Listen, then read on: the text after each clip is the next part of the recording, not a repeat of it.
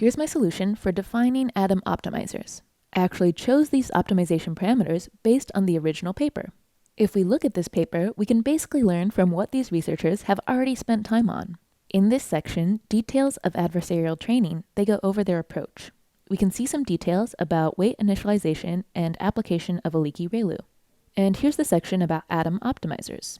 It says they found the suggested learning rate of 0.001 to be too high and used a smaller learning rate, 0.0002, instead. Then it says they also changed the momentum term beta 1. They found that the suggested value of 0.9 resulted in instability, and they reduced it to 0.5 to help stabilize training. So back to this notebook, those numbers are what I'm using here. A small learning rate, 0.0002, and a beta 1 equal to 0.5. I'm setting beta 2 to its default value, and then passing all of these into our ADAM optimizers here. Using parameters from a paper like this may not be perfect, but it's almost always a good place to start. Okay, then to my training loop. I actually trained for 50 epochs because it took some time to get good generated samples. As I trained, I printed out the loss over time.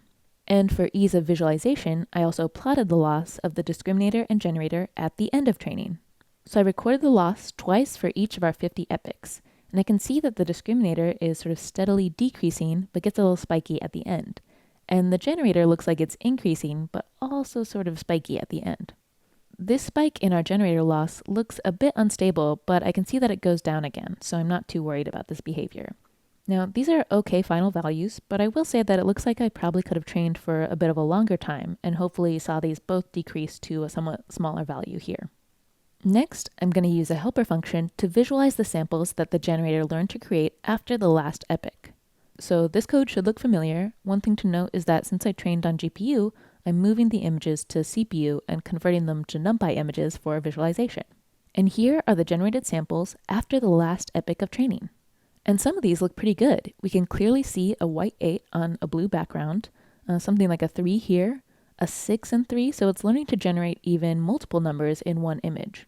But there is still some color variance and blurriness, and so I do think I could have stood to train for a little longer. But this is pretty good for a kind of complex data set. Now you could imagine applying this kind of model to any image set to create new kinds of flowers or new types of faces based on a given set.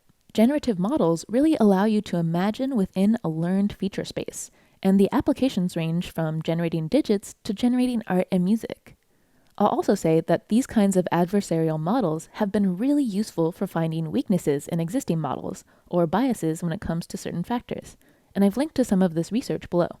For now, I hope you're thinking about how you might apply these models to generate something that is interesting to you.